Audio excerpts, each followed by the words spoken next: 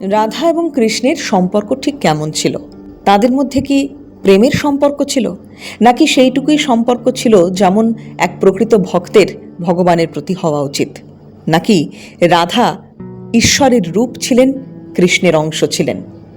এই নিয়ে বহু চর্চা আছে, বহু লেখা আছে, কিন্তু অনেকে এমনটা বিশ্বাস করেন যে রাধা এবং কৃষ্ণের বিবাহ হয়েছিল।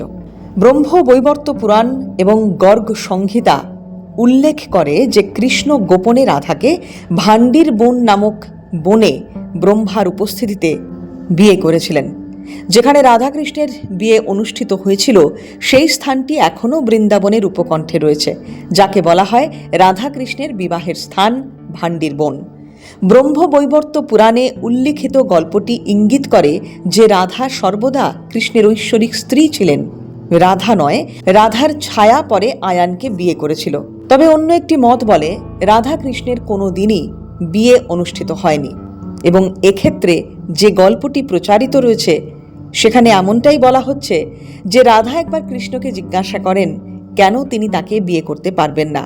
কৃষ্ণ উত্তরে বলেন, বিয়ে হলো দুটি আত্মার মিলন, তুমি এবং আমি একই আত্মা, তাই আমরা কিভাবে নিজেকে বিয়ে করতে পারি? ফলে এই মত বলে তারা অবিবাহিত ছিলেন।